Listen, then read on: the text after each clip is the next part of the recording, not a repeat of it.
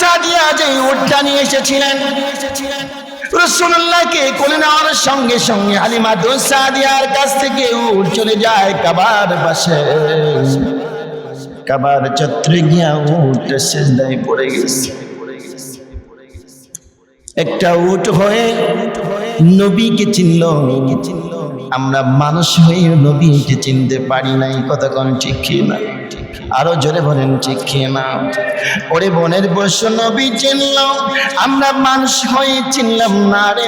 এই জবাব দিব পরে হাসরের ময়দানে, ঠিক কি না?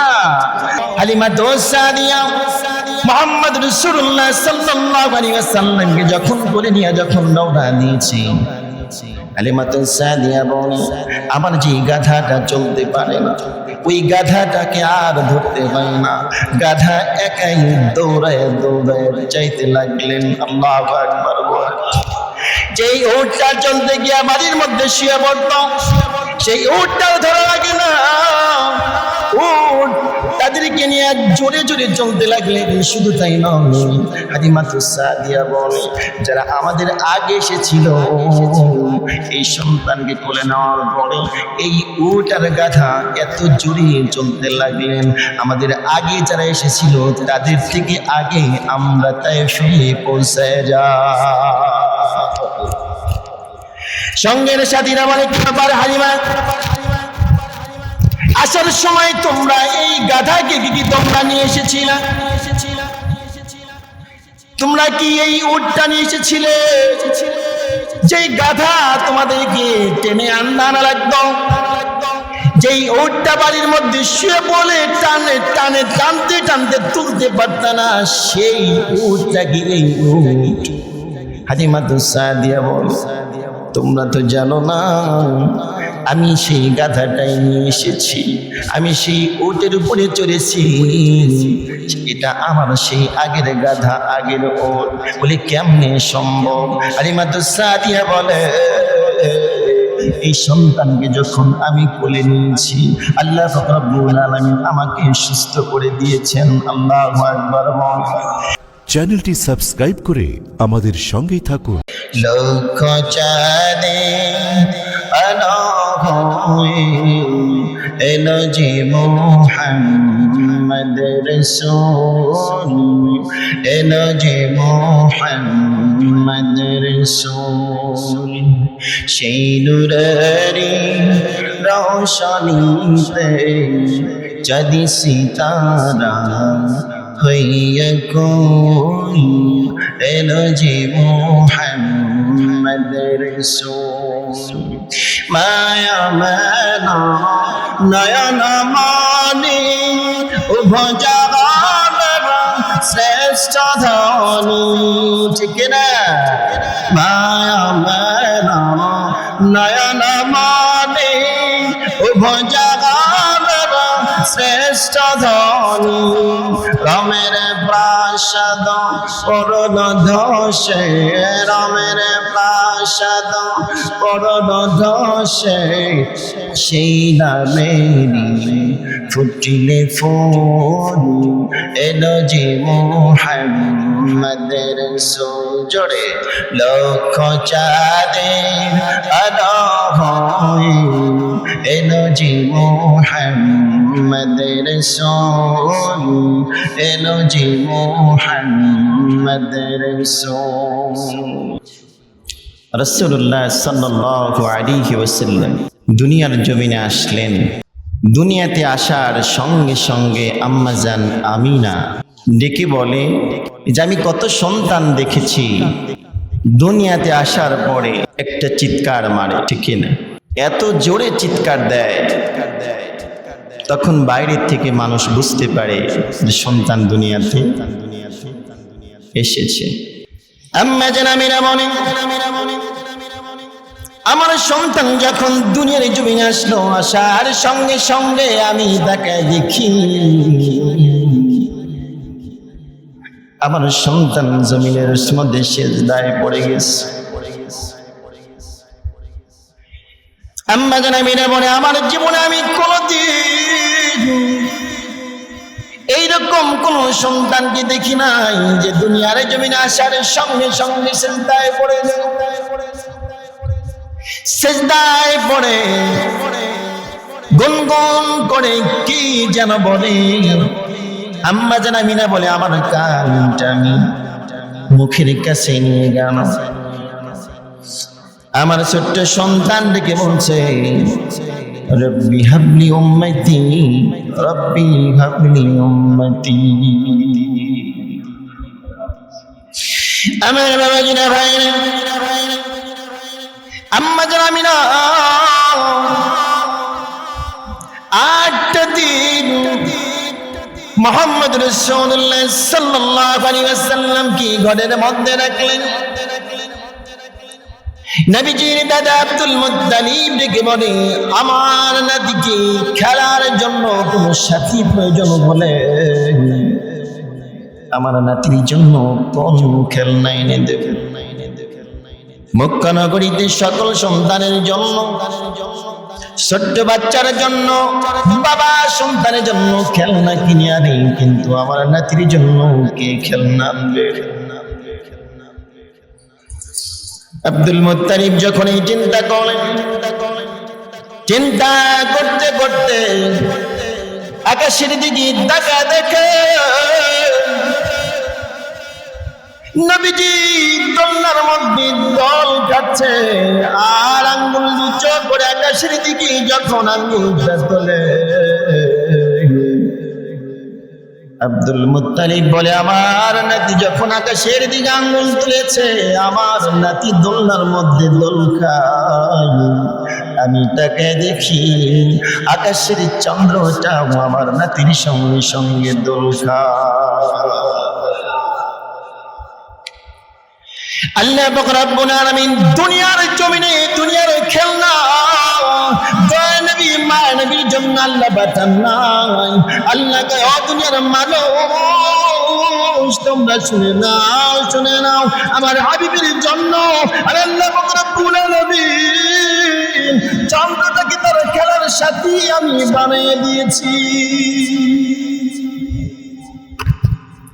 আমার বাবাজিরা ভাইরা, মক্কা নগরীর রীতিনীতি ছিল মক্কাতে যখন কোন সন্তান জন্মগ্রহণ করতেন মক্কার আবহাওয়া তেমন ভালো ছিল।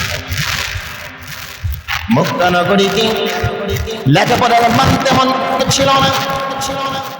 ওই সময় রীতিনীতি ছিল মক্কা নগরীতে সন্তান জন্ম নেওয়ার পরে ওই সন্তানের জন্য দুধ মাতা প্রয়োজন হতো। ওই সন্তানকে ভালো একটা পরিবেশে নিয়ে আসতেন, কারণ সন্তানটা যেন সুন্দর পরিবেশে যেন গড়ে উঠতে পারে। বাবাজিরা ভাইরা, আম্মা জান আমিনা বলে আমার সন্তানকে ঘরের মধ্যে রেখে দিলাম। তাইফের জমিন থেকে মানুষগুলো সন্তান নেবার জন্য তাইফের জমিন থেকে আঁকা বাঁকা রাস্তা পাড়ি নিয়ে মক্কাতে আসলেন। আসার পরে ধনাঢ্য ব্যক্তিদের ঘরে চলে যায়। চিন্তা করি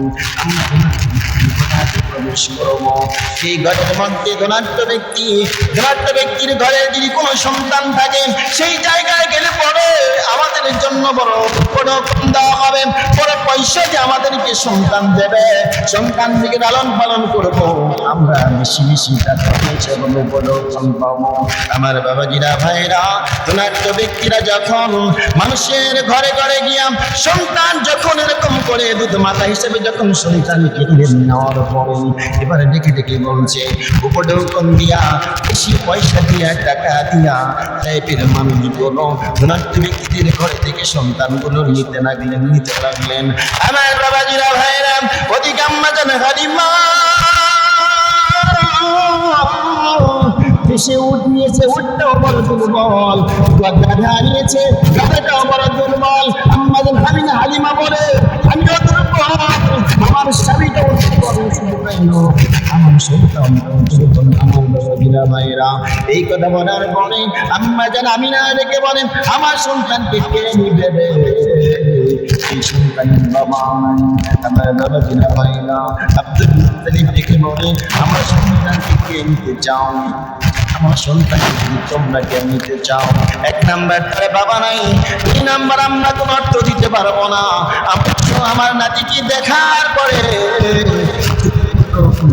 আগে মনে যদি আগে আমার নাতিকে নিতে পারো। বাবাজিরা ভাইরা, হালিমাতুস সাদিয়া সব মানুষের পাশে মক্কাতে প্রবেশ করলেন। হালিমাতুস সাদিয়া রাদিয়াল্লাহু তাআলা করে, আমি আস্তে আস্তে করে প্রত্যেকটা বাড়িতে গেলাম, কিন্তু না না না, কোনো জায়গায় আমি সন্তান পাইলাম না। কারণ আমাদের গাধাটাও দুর্বল, আমাদের উটটাও দুর্বল, আমি হালিমাতুস সাদিয়া দুর্বল, আমার স্বামী দুর্বল। কারণ বলো দুর্ভিক্ষের কারণে আমরা ভালো কিছু খেতে পারি না, আমাদের উটটা দুধ দিতে পারে না, গাধা ঠিক মতো চলতে পারে না, আমার সন্তানকে ঠিক মতো দুধ দিতে পারি না। আমার বাবাজিরা ভাইরা, হালিমাতুস সাদিয়া এবার স্বামীকে বলে, প্রাণের স্বামী রে, জমিন থেকে আমি আপনি কাটেছি সন্তান নেওয়ার জন্য। ও প্রাণের স্বামী, আমি বলি, আমরা মক্কা থেকে খালি হাতে ফিরে যেতে চাই না। আল্লাহু আকবার বলে। আমার বাবাজিরা ভাইরা, এবার স্বামী স্ত্রী যখন পরামর্শ করেন, আমরা মক্কা থেকে খালি হাতে ফিরে যেতে চাই না, আমরা যে করে হোক একটা সন্তান নিয়ে যাব। এবার আম্মা জান হালিমা বাড়ির সামনে যখন চলে গেলেন, আব্দুল মুত্তালিব বলে, আমার নাতিকে যদি তোমরা নিতে চাও, কথা বলে চাই, তার কিন্তু বাবা নাই, সে হলো এতিম, আমরা তার জন্য কিছু দিতে পারবো না। আমার বাবাজিরা ভাইরা, আব্দুল মুত্তালিব ডেকে বলে, হালিমা রে, আমার নাতিকে দেখার পর তোমাদের যদি ভালো লাগে তোমরা নিতে পারো। আমার বাবাজিরা ভাইরা, আম্মা জান হালিমা বলে, তার স্বামীর সঙ্গে কথোপকথন করছে, ও বাবার স্বামী রে, এই সন্তানটার বাবা নাই, এই সন্তানটা বড় এতিম, চলো যাই চলো যাই, সন্তানকে আমরা দেখব, সন্তানকে দেখার পরে আমাদের যদি ভালো লাগে আমরা সন্তানকে নিয়ে যাব, ভালো যদি না লাগে সন্তানকে নিব না। আমার বাবাজিরা ভাইরা, এই কথা বলার পর আম্মা জান হালিমা রাসূলুল্লাহর ঘরে যখন প্রবেশ করলেন, প্রবেশ করে তাকায় দেখে এমন সন্তান।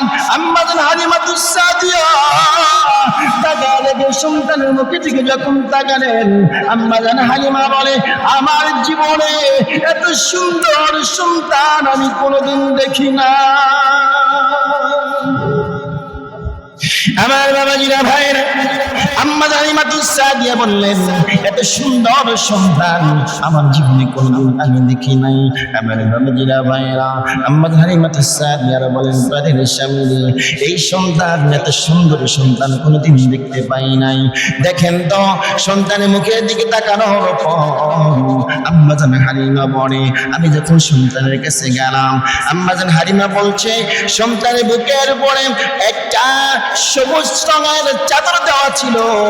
আম্মা জান হালিমা বলে, আমি যখন চাদরটা সরালাম, চাদরটা সরানোর পর আমি আস্তে আস্তে করে আলতো করে আমি যখন বুকের উপরে হাতটা বুলাতে লাগলাম, দয়া নবী মায়া নবী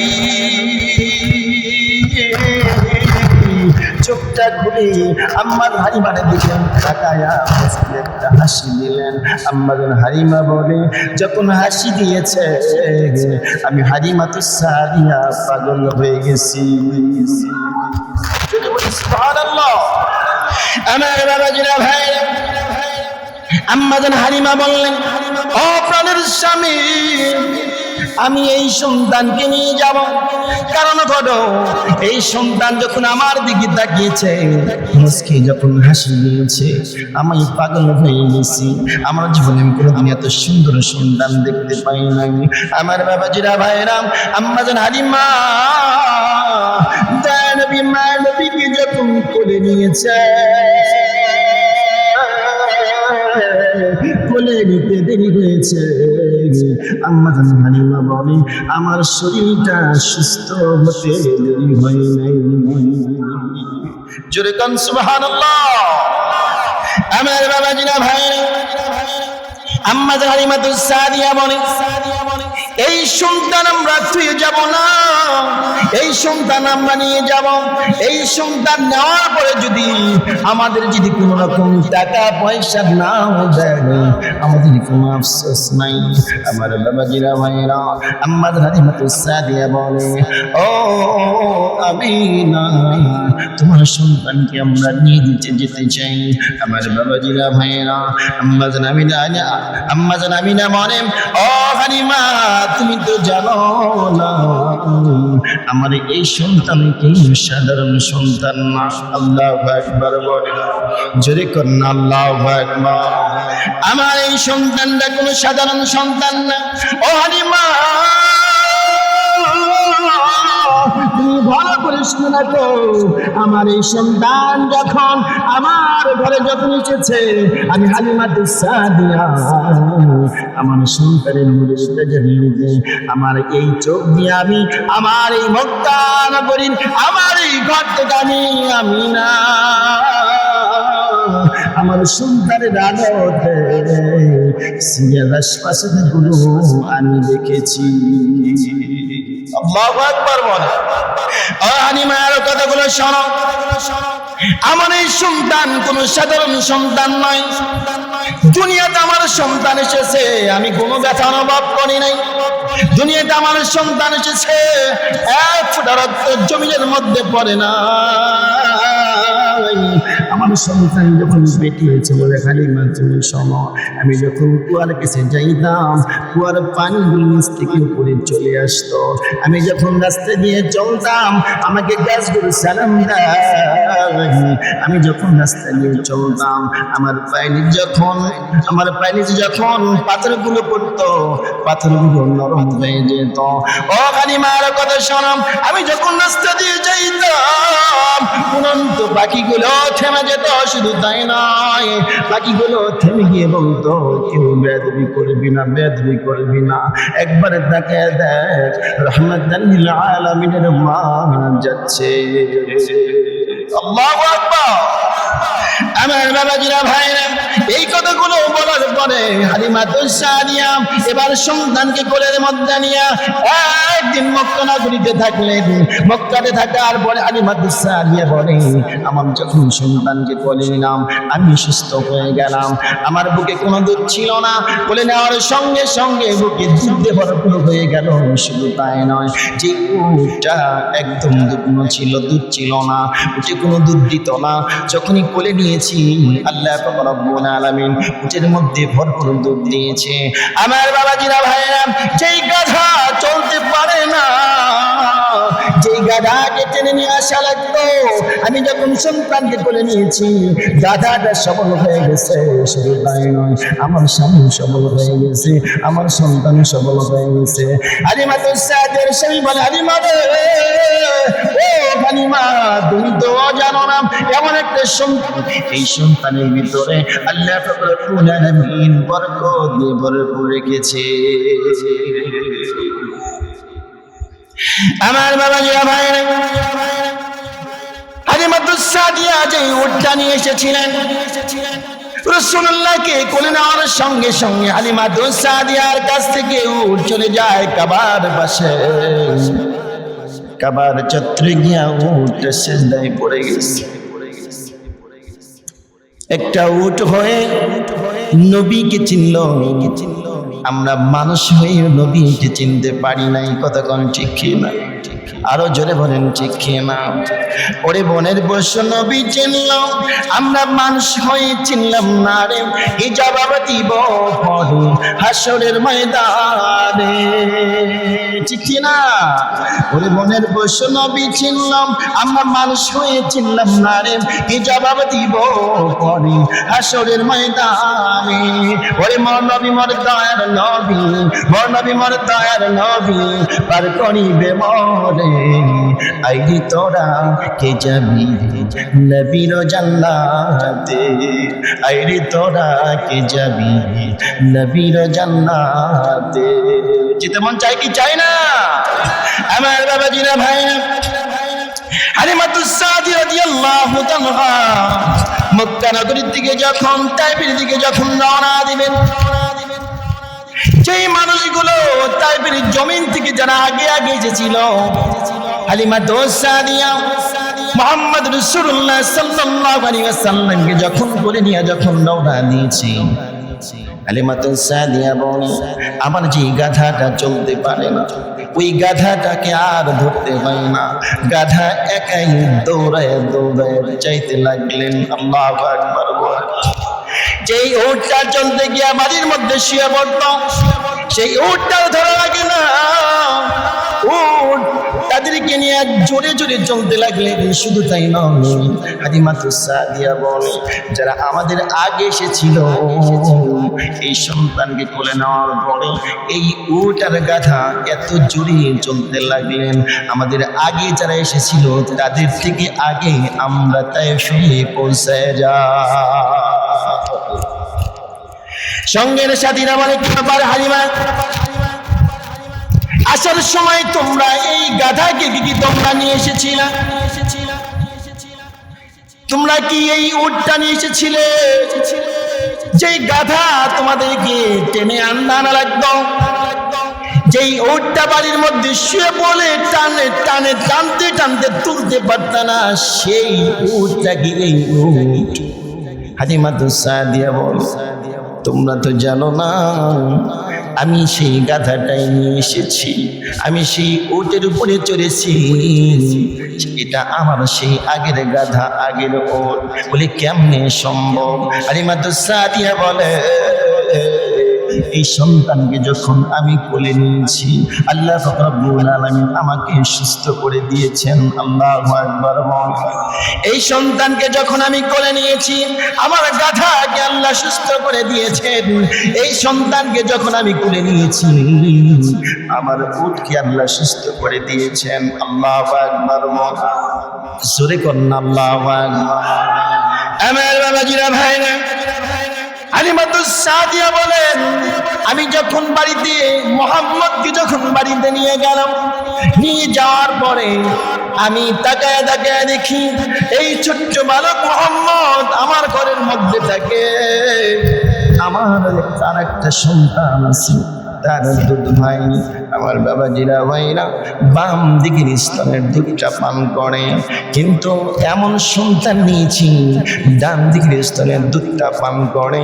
ভাইয়ের জন্য যে বাম দিকের স্তনটা আছে, একবারের জন্য বাম দিকে মুখ লাগায় না। সেটা কন্যা সুবহানাল্লাহ। ছোট্ট থেকে দুনিয়াতে আসার পরেই ইনসাফ শুরু করে দিয়েছে, ঠিক কিনা? আর আমাদের অবস্থা এমন হয়েছে, নবীকেও চিনি না, রাসূল যা করে গেছে সেগুলো আমরা করতে চাই না, মানতে চাই না, ঠিক কিনা? দুটো ভাই, একজন বাম দিকের স্তনে দুধ পান করে, ইচ্ছে করলে বাম দিকের স্তনে রাসূল কি মুখ লাগাইতে পারতেন না? কথা বলেন না, লাগাইতে পারতেন না? কিন্তু হালিমাতুস সাদিয়া বলে, আমি যতবারই চেষ্টা করেছি একবারও বাম দিকে মুখ লাগাই নাই, কারণ তখনই প্রমাণ দিয়েছে আমার ভাইয়ের জন্য বাম দিক কখনোই আমি মুখ দিতে পারি না। আমার জন্য একটা, ভাইয়ের জন্য আরেকটা। আল্লাহু আকবার। আমার বাবাজিরা ভাইয়েরা, কি দিয়ে আপনাদেরকে বুঝাই? আমরা জান্নাত চাই, চাই না? আমরা সবাই জান্নাত চাই না? আমরা সবাই জান্নাত চাই। আমি যেখানে বসেছি, আমি আপনাদের কি কথা শোনাচ্ছি?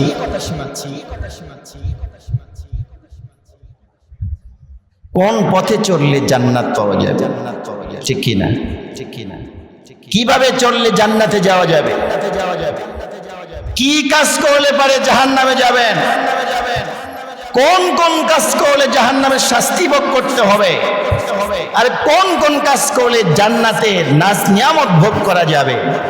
এই কথাগুলো বলার জন্যই তো বসেছি নাকি? এই কোরআন দিয়ে রাসূল মদিনা চালিয়েছে, মক্কা চালিয়েছে, আবু বকর রাদিয়াল্লাহু তাআলা কোরআন দিয়ে চালিয়েছে, ওমর ফারুক রাদিয়াল্লাহু তাআলা কোরআন দিয়ে চালিয়েছে, হযরত আলী চালিয়েছে, ওসমান গনি জিন্নুরাইন কোরআন দিয়ে দেশটাকে পরিচালনা করেছে। কোনোদিন কোন জায়গায় বিপদ বা মুসিবত হয় নাই। আর আজকে বাংলার জমিনে কোরআন না থাকার কারণে বিচারের মধ্যে ঝামেলা, সব জায়গায় ঝামেলা, কতক্ষণ ঠিক কিনা? আমাদের দায়িত্ব হলো একটাই, এই কোরআন আমি কেমনে চলবো, আপনি কেমনে চলবেন শিখাবে কে? কে শিখাবে? কোরআন শিখাবে। রাসূলুল্লাহ দুনিয়াতে এসে সিজদায় পড়ে রব্বি হাবলি উম্মতি কেন বলবে? কি দরকার আছে? কেন বলবে?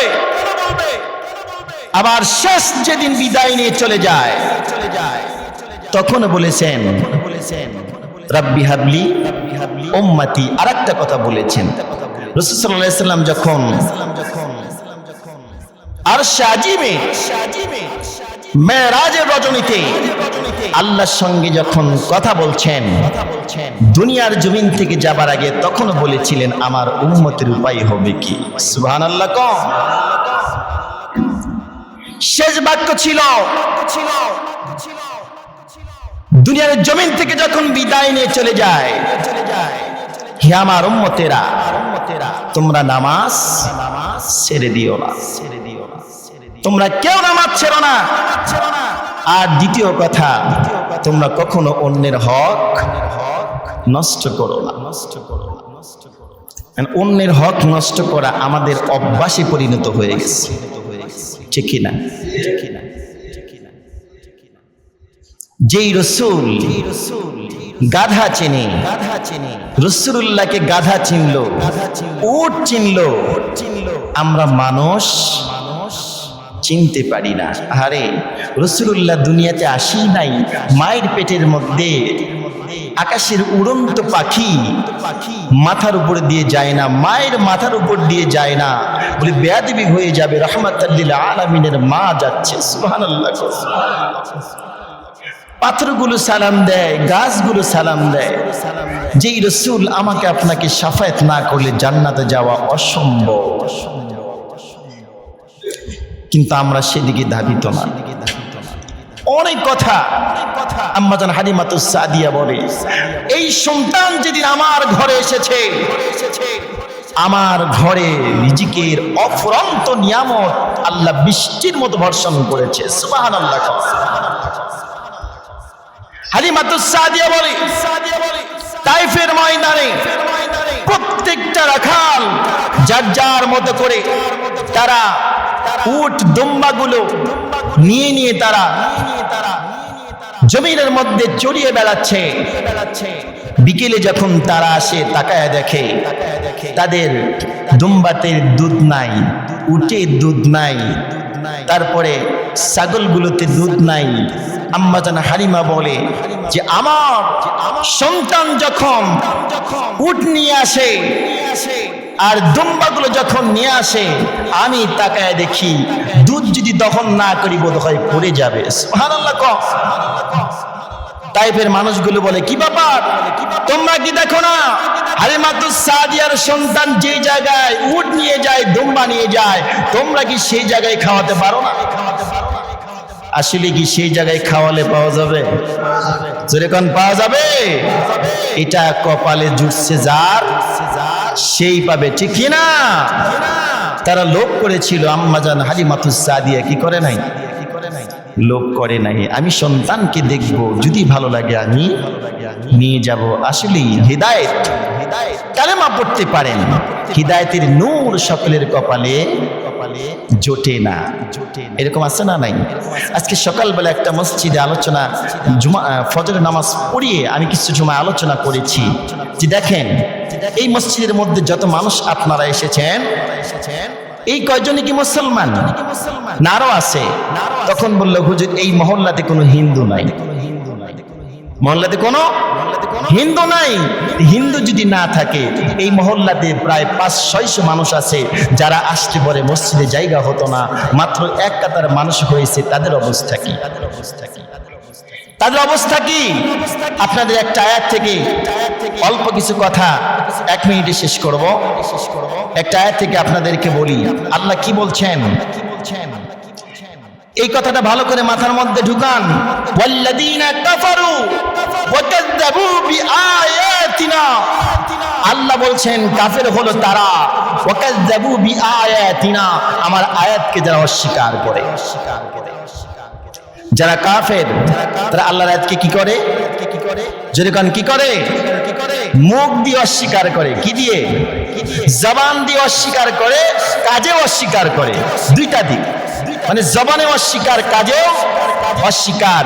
কিন্তু এরা কারা? উলাইকা আসহাবুল জাহিম, এরা হলো জাহান্নামী। নাউজুবিল্লাহ। কাফেররা মুখে অস্বীকার করে, আর মুসলমান কালেমা পড়ছে ঠিকই আছে, তারা কাজে অস্বীকার করে। ঠিক কি না? নামাজ আমার আপনার উপরে আল্লাহ ফরজ করে নাই? আপনারা কথা না বললে তো হবে না। 5 ওয়াক্ত নামাজ শরীয়তের বিধান, যার উপরে আল্লাহ ফরজ করেছেন তার উপরে 5 ওয়াক্ত নামাজ ফরজ কি না? আর একটু জোরে বলেন। 5 ওয়াক্ত নামাজ ফরজ, এটা আল্লাহর আয়াত না হাবিজুলের আয়াত? হ্যাঁ, কার আয়াত? আকিমুস সালাহ ওয়া আতুস যাকাহ ওয়ারকাউ মা'আর রাকিঈন। আল্লাহ বলছেন তোমরা সালাত কায়েম করো, নিজে পড়ো, এর অর্থ হলো নিজে আদায় করো। সালাতের নিয়ম কানুন মেনে নিষ্ঠার সাথে পালন করো। নিজে পড়তে হবে, আরেকজনকে শিক্ষা দিয়ে পড়াতে হবে, এটা হলো দায়িত্ব। তাহলে এটা আল্লাহর আয়াত না?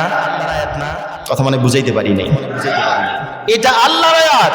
আপনি মুখে স্বীকার করছেন, ঠিক আছে, মুখে আপনি স্বীকার করছেন, ঠিক আছে, কিন্তু কাজে আপনি কি করছেন? কাজে কি করছেন? জোরে কোন কথাটা আমার দিকে না আপনাদের দিকে। যারা নামাজ আদায় করবে না তারা আল্লাহর আয়াতকে মুখে অস্বীকার না করলে কাজে অস্বীকার করছে। আল্লাহ বলেছেন উলাইকা আসহাবুল জাহিম, এই ব্যক্তিগুলো হলো জাহান্নামী। ঠিক কি না? এরপরে যদি আপনাদের মাথার মধ্যে না ঢোকে, আমার মতো হাফিজুল আর বুঝানোর শক্তি নাই।